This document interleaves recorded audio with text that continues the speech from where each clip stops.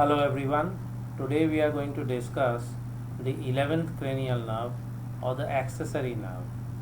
Now, although it's being called a cranial nerve, it is rather a strange nerve in that it has a cranial part of the accessory and a spinal part of the accessory. So it is not just simply a cranial nerve, it is partly a cranial nerve, it's also partly a spinal nerve. And as you can see, the cranial part of the accessory is actually accessory to the vagus, whereas the spinal part of the accessory pursues an independent course within the posterior triangle of the neck and ends in the sternocleidomastoid and trapezius muscles. Now let us go into the details of this 11th cranial nerve.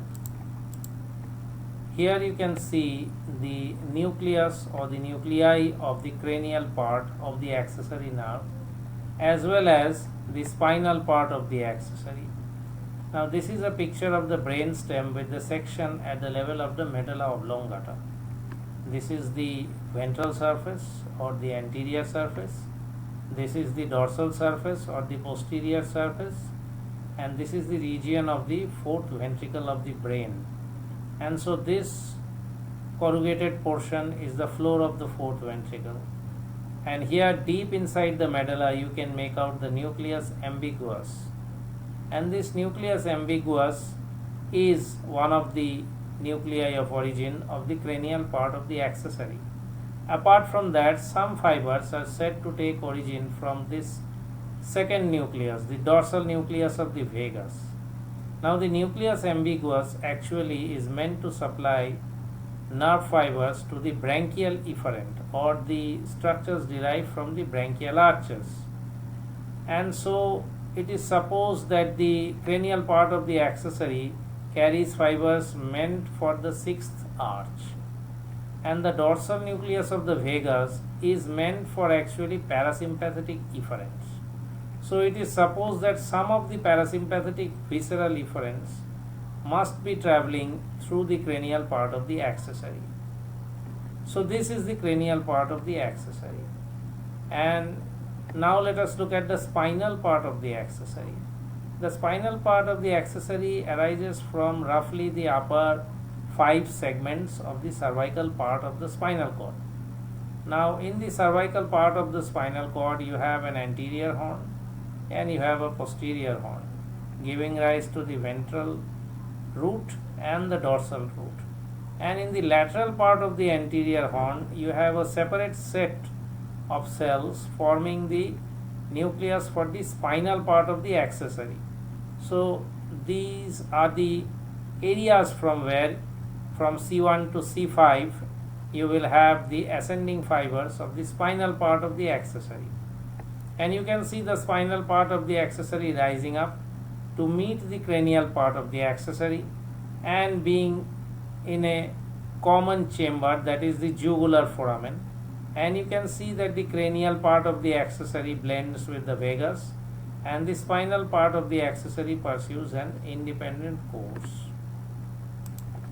Now in this picture you can see details of the spinal part of the accessory. Now these slender nerves, this is the spinal part of the accessory, and you can see that it is arising between the dorsal and the ventral roots, and it is passing up between the dorsal and the ventral roots. You can see it's passing up like this, the spinal part of the accessory. And somewhere here it is blending with the cranial part of the accessory and exiting the interior of the cranium through the jugular foramen. So over here you have the jugular foramen through which glossopharyngeal, vagus and the accessory nerve together exit the cranial cavity. So this is actually a posterior view of the brainstem and the spinal cord. You can see the cutout cerebellar peduncles.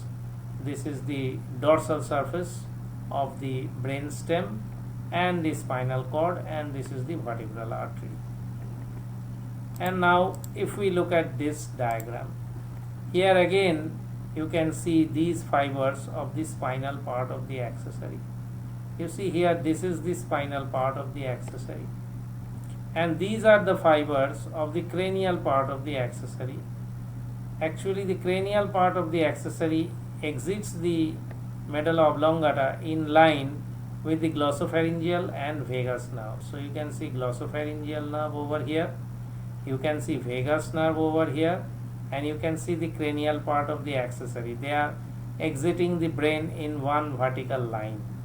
That is the ventral surface of the medulla oblongata in the groove between the olive and the inferior cerebellar peduncle. So here glossopharyngeal, vagus and cranial part of accessory being joined by the spinal part of the accessory just before their exit through the jugular foramen.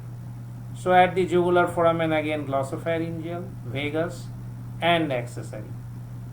And you can make out this is the glossopharyngeal's superior ganglion, inferior ganglion, vagus nerves, superior ganglion, inferior ganglion, and you can make out the accessory nerve, the cranial part of the accessory, spinal part of the accessory joining to form a single accessory nerve within the jugular foramen, and just after coming out of the jugular foramen they have again separated out.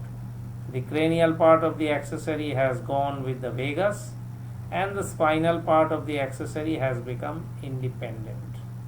Not only that, you can make out that when the accessory nerve was a single entity through the jugular foramen, it did communicate with the vagus just proximal to the superior ganglion, and the cranial part of the accessory blends with the vagus just near about the inferior ganglion of the vagus. So this is the topography, the jugular foramen, 9th, 10th, 11th cranial nerves, the union of the cranial and spinal parts, and the dissociation of the cranial and the spinal parts of the accessory, with the cranial accessory hitching a ride on the vagus nerve. So it is only within the confines of the jugular foramen that you can see a single accessory nerve. Now if you look at the diagram, this picture of the inside of the base of the skull, this is the jugular foramen, and this is the place where you will have the exit of the accessory nerve, and the accessory nerve will be a single entity just before piercing the jugular foramen and within the jugular foramen, and when it comes out of the jugular foramen again the cranial and spinal parts will separate out. So from here to here, from within the jugular foramen to outside the jugular foramen, this is just so much of the area where you have a single accessory nerve. Now in this composite diagram, after the emergence of the accessory nerve, the spinal part of the accessory becoming separate, cranial part of the accessory blending with the vagus. Now the cranial part of the accessory that blends with the vagus, it sends fibers through the pharyngeal branch of the vagus to supply the muscles of the pharynx except stylopharyngeus and the muscles of the soft palate with the exception of tensor veli palatini.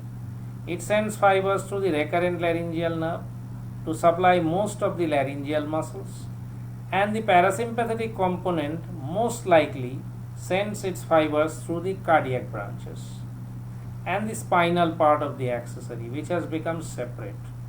It passes out of the jugular foramen into the top of the anterior triangle deep to the internal jugular vein, and when it passes deep to the internal jugular vein, it is crossed by the occipital artery, and it accompanies the sternomastoid branch, the lower sternomastoid branch of the occipital artery, passes deep to the styloid process with stylohyoid and posterior belly of digastric, and pierces the sternocleidomastoid muscle at the junction of the upper 1/3 and lower 2/3, supplies the sternocleidomastoid muscle, pierces sternocleidomastoid in its posterior border roughly at the middle, passes through the posterior triangle lying over the levator scapulae muscle, and when it is in the posterior triangle, it is a true content of the posterior triangle. It is superficial to the prevertebral fascia, and it pierces the trapezius about 5 centimeters above the clavicle and forms the subtrapezoid plexus along with fibers of C3, C4. When it is in the sternomastoid, it is communicating with C2, C3.